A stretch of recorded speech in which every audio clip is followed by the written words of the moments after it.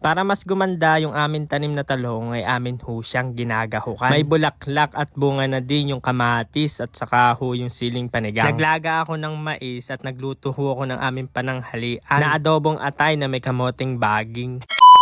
Hi mga katroops, magandang buhay! Pagkagising ko ay ako yung nagkapilaan ho muna, tapos pupunta na ako mamaya doon sa akin talungan para makapaggaho. Nung ika 10 days old nung akin talong, iyan ho ay akin siyang inabonohan ng urea 4600. Pagdating naman ho ng ika 14 days old, iyan naman, akin naman siyang gagahukan. Binilang ko ho yung araw nung akin talong mga katroops. Simula ho iyan nung akin tinransfer diyan sa lupa, ika 1 day old po na. Di ko ho sinasama kung kailan siya ipinunla. Ang start ho ng bilang ko, kung yan itinanim ko ngay bukas naman ho ika 1 day. Pag naging 10 days old na ay aabonohan ko na ho siya. Ganere ho akong maggahok mga katroops. Yung paikot ho o paligid nung talong o nung halaman ay akin ho siyang paluluwagin. Yung mga lupa gamit ho iyang aking pamalakasang panggahok. Ay hindi ho talaga may hiwasan paminsan-minsan na magkaroon ng lupa yung talbos dahil sa paggagahok. Kaya pag nalagyan ho siya ng lupa ay atin ho siyang tatanggalin. Kaya pala kami naggagahok ng mga halaman mga katroops para ho mas maganda ho yung daloy ng kanyang ugat, hindi ho ma-stuck sa matigas na lupa. Kung ano ho kasing ganda ng daloy ng kanyang ugat, iyon din ho yung ganda na binibigay niyang sibol para sa mga halaman. Kaya kung yung mga ugat ay hindi ho makakagapang na maganda, ay hindi rin ho magaganda yung ating mga halaman. Kaya kailangan ho namin gahukin yung aming mga halaman. Pero wag ka ho mag-alala, ikaw lang naman ho talaga yung mahal ko. Ay, pero lang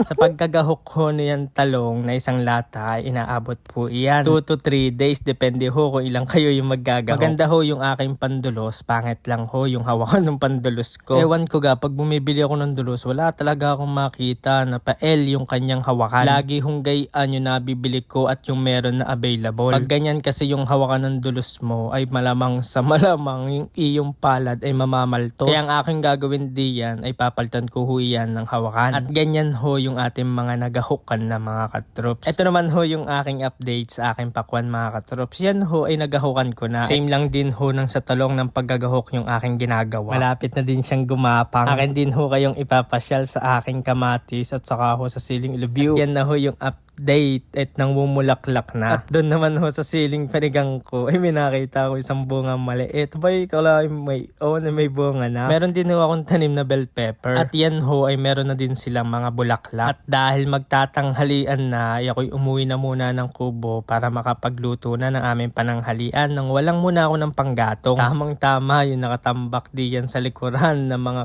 chile ay tuyo na. Meron din pala akong stock ng mga kawayan. Yan huy nanggaling doon sa kabila, doon ho sa patulahan. Mga tuyo na yung kawayan, di na pwedeng gamitin. Kaya ka na lang ho siyang gagamitin bilang panggatong. Sobrang ahlab niyan lalo't pag tuyo na. Yun nga lang, ay mabilis din ho mag-abo. Nabigyan din ho kami ng daddy yam ho ng mais. Kaya yan, akin na ho siyang ilalaga para maimerienda, maisabay na din ho sa aming pananghalian. Maraming salamat ho sa masarap na mais. May color yung mais, iba-iba yung kulay. May puti, purple, dilaw. Pero ako ay ikaw lang ang meron ako. Ay, pero lang akin na din hong binigyan yung aking mga manok ng mais. Yan yung mga gusto nilang tukain na. Habang nagpaparikit muna ako, ay akin munang i-slate itong baga na akin nabili. Akin ho siyang lulutuin na adobo. Slice ko lang siya ng pahaba. Nung malakas na yung apoy ng aking pinarikit, ayan, sasalang ko na yung pamalakasang talyasi. Lalagyan ko na din ho ng maraming tubig. Tapos isasalang ko na yung masarap na mais. Ayusin ko muna yung aking lulutuin para sa aming pananghalian habang inaantay maluto yung mais. Yung adobong atay, masarap din ho yan lagyan ng kamoting baging. Magkakape muna ako din sa duyan. Ay, na-miss ko magduyan diyan. Noong nakaraan buwan, taon, may tubig pa, ay buti na lang ngayon ay wala na. Una ko munang sinalang yung kamoting kahoy. Akin muna siyang ipreparito. Nakaraang gabi nga pala, ay ako'y naglaga niyan pagkakasarap. Ay sa susunod ay inihaw naman na kamoting baging. Nung maluto na yung kamote, ay sinunod ko na yung atay. Akin muna siyang pinirito. Sunod magigisa naman ako ng sibuyas at bawang. At pag naging okay na yung bilog na sibuyas, ay ahanguin ko yan. Dahil ilalagay ko yan sa uli. Masarap po kasi yung papakin. Naglagay na din ako ng bawang. Lagay ko na lahat ng natitira kong toyo. Tapos isasalang ko na yung atay na pinirito kanina. Di ko lang na-videohan. Naglagay na din ako ng tubig. Saka nilagay ko na yung piniritong kong kamote. Naglagay na ako ng paminta, siling panigang at saka ho seasoning. At nung kumulo, maglalagay na ako ng suka. Tapos hahanguin na para makakain na tayo ng tanghalian. Kaya tara! Kain ho tayo mga katrops. Ang ulam ho namin ngayon pananghalian ay adobong atay na meron hong kamoting baging. Nag-shake na din ho ako ng pipino. Nagkilawin na din kami ng pipino tapos meron din dalang pansit si kuya tapos naglaga pa kami ng mais. Hagip na sa amin pananghalian ng merienda sa umaga at merienda hapon dahil mamaya yung mais na iyan ay mimeriendahin ko pa yung matitira. Kasarap isabaw nung ating sarsa ay naglalangis-langis ay pagkakasarap sa kanin. Kasarap din mamapak ng atay sa kanong kamote. Kasarap talagang kumain din sa labas sa probinsya, lalo na't may sariwang hangin. Kaso laang ay nasobrahan kami sa hangin ay sa pagkakalamig. Kasi lamig ng iniwang kanya. Ay